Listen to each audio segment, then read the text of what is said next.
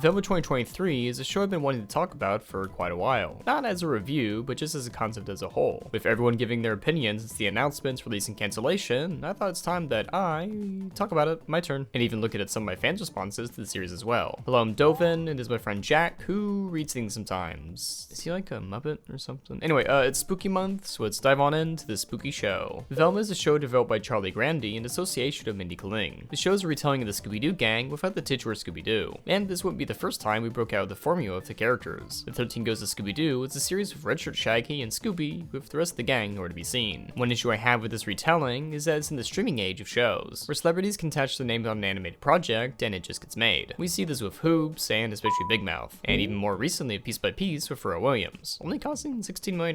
Wow. But back for Velma, he's a direct quote from developer Charlie. Mindy and I both moved over to Warner Bros. At the same time, and she'd been thinking about doing some animation and was looking over the catalog of characters. It's like, oh, I've always related to Velma as the sort of unsung hero who does all the work but gets none of the credit. And how fun would it be to do an origin story about that character? Mindy and I have worked together a lot. Mindy knew that I loved animation, I watched a lot of it, I talked a lot about it, and she said, would you maybe want to try something like that? And it started as conversations, and it really started to snowball from that point. We pitched it softly to Warner Brothers Animation, and they said, yeah, we would love to do this, so go and do it. Now, for my theory, I think that Mindy and Charlie had an original show idea in mind. However, it had a better chance of being picked up if it was based on characters that know the property. I've talked to artists who have either pitched new versions of old shows, or were told by companies that they're mainly just looking for reboots for now. So as I watched the show, I thought more about it, and it just sort of shaped my view that this isn't Scooby-Doo. It's essentially just a Trojan horse of a show using Scooby as the horse of the original idea. Of course, in the end, not even using Scooby-Doo. Of course, we wouldn't be able to get confirmation of my theory, but it made me appreciate the show a bit more. Mainly since I stopped thinking about the characters being, well, out of character. Rather new people wearing the skins of the old ones. This is the Shaggy wouldn't do this, and yeah, that's correct. It's not Shaggy. This leads us into some people getting mad that they re-swapped a bunch of the characters. Honestly, I just don't care. Scooby-Doo is the type of show that gets remade every few years, and they feel like you can just put the characters anywhere, and yeah, that's kind of it. In fact, in Scooby-Doo The Mystery Begins, Velma was played by Hayley Kiyoko, who is part Asian. And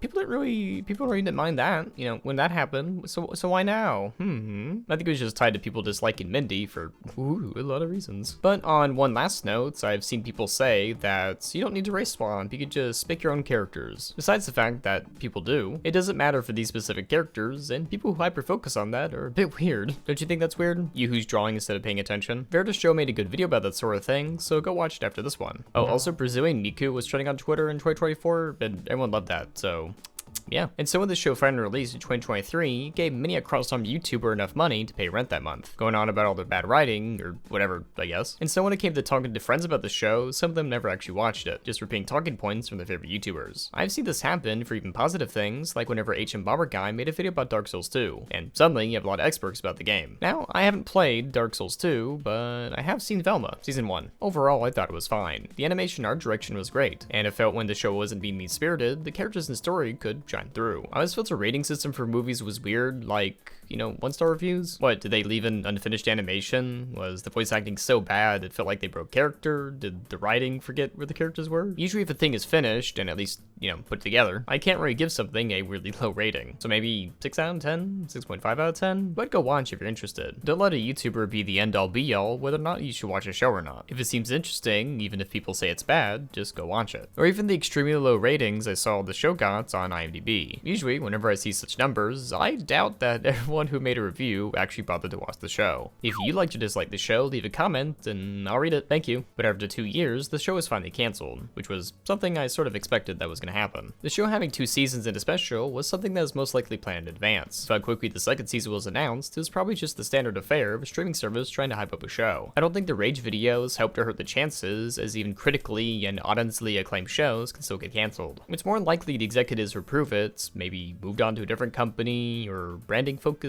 shifted internally. But anyway, the show got canceled, and a bunch of people who hated it got very happy. Actually, originally a background artist claimed the show was canceled, then they said they actually weren't rehired, then HBO said, it's canceled. Again, I wasn't surprised that this would happen. Wow, in olden days, a show could have maybe 4 seasons of a bunch of episodes. Once a show gets more than 1 season on streaming, they age 50 years need to be retired with a gun immediately. Companies not wanting to pay residuals or keep people on for a long time means money is saved on their end. But when it came to tweets talking about the show, I saw a lot of weird here's and there's. I saw tweets going, going, I hope the animators can now work on a good show. which is a weird thing to say to someone who worked on the show. It's like, I know you tried your best, but shame none of it matters if the show you worked on sucked in the end, no matter what you can do. I don't think the talent was wasted here, as the artists did a good job giving the show a spooky atmosphere. In fact, one of the artists who worked on the show had to hide a lot of backhanded comments praising the art while shitting on the writing. Like, you can hate the show, you can hate the show all you want, but don't leave comments going like, hey, nice drawing, psych about the writing though. Like, just keep the hate out of the replies if this worked on the show. It's not that hard. I had also seen people saying, it's a bad show taking up resources that could have been used to make a better animated series. Now that it's over, the animators can work on something more enjoyable to watch. The term freeing up resources in an industry with massive layoffs is a pretty funny thing to think about. There are a lot of great animators who are, and who are not working. There just aren't enough shows to go around because animation isn't as favored as live action. I'd even seen the phrase that they can now work on good shows. What does that mean? That these workers were shackled to the show because they didn't have any options for better ones? Or that no matter what they did, it was not going to be good enough for, I don't know, some guy on YouTube? I'd even seen some strawman arguments claiming that, why are people saying we should support shitty shows if it means give people jobs? Or even, why didn't they just make the show better? No one wants to make a critically bad show, and the artists being a part of Velma don't deserve the hate for the choices of the executives and producers. Even small things like, Warner said we couldn't use the dog. I mean, I'd seen that quote where they want to make it more adult and couldn't think of a way to put him in there. Honestly, I think that's just like PR speak, because it's like, oh, Warner Brothers told us we couldn't use it. We weren't going to use him anyway.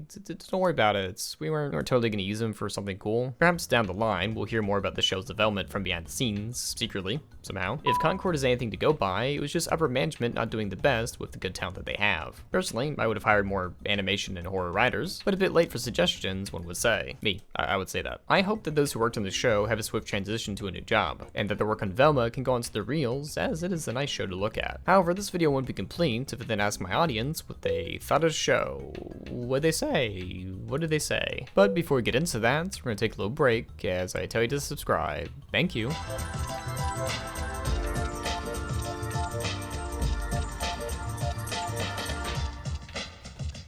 It's definitely sad for another show to get canceled. I don't think we're losing much, but if something as big as Scooby-Doo is getting canceled, it's scary to think what could happen. Just another reminder of how bad the industry is at the moment. Hopefully the animators/artists behind it will be able to find new jobs soon. As for the writers and Mindy, hopefully they can learn from their mistakes. As both a writer, an artist, and an animator, I find the series is an example of why teams behind a certain production or project should all pull their own weight. The animators and artists were simply doing their jobs, and did a fantastic job, in my opinion. But as far as the writers and people mainly in charge, they may have not pulled as much weight as they should have, and probably left the people working visually for it to work even harder due to the having to pull their own weight, and probably left the people working visually for it to work even harder due to having to pull not only their own weight and the writers and leaders of the project's weight as well. I am glad that the show is over, but extremely angry that it had so much potential in so many ways, and it never got to show that due to everyone not pulling their own weight, or having more hate than love for something. The animation was fantastic. I wish I could say the same for the writing. It's especially sad considering that underneath all the crude jokes and winks to the camera, there were some interesting concepts. The idea of people getting their brains snatched was interesting and could have fit well with the characters, such as Scooby, giving him a grim but interesting explanation for why he could talk. Top that with a murder mystery tone, and an interesting show could have been made. Instead, we got a show that felt more like it was created as a mouthpiece rather than an actual Scooby-Doo show. At the very least, I hope that those who worked on the show could find new jobs. Personally, I never saw it. The two statements, Velma is bad, but also I don't think the workers should lose their jobs, are both things that can equally exist. We live in a time where shows don't even have a good chance to find their audience. Case in point for a show that I watched, Chaos, which was pretty fun, only get canceled after 5 weeks. Or the case of older shows not having enough time to find their footing. Shows like The Orville were panned for their lackluster humor. However, in later seasons, the show had a better reception with changes over time. Velma 1 was announced in February 2021, with release in January 2023. The second season was announced in June 2023 and released in April 2024. I don't know how concurrent the writing process was for the episodes, or if they even saw the fan feedback when they're starting to write season 2. And we wouldn't have known what plans there would have been for a season 3, knowing how people reacted to the first 2 seasons. If this were a more traditional show, or even a streaming show made around the time of Big Mouth, we probably would have gotten more seasons to see the direction where it could have gone, for better or for worse. But in the end, with 2 seasons and a special, I'm glad the artists have gotten some work, and hope they find more sometime soon. But at least now we can put Velma to rest and move on to the next show, which is apparently the live-action Scooby-Doo series. But till that happens, have a good day. Proud of you.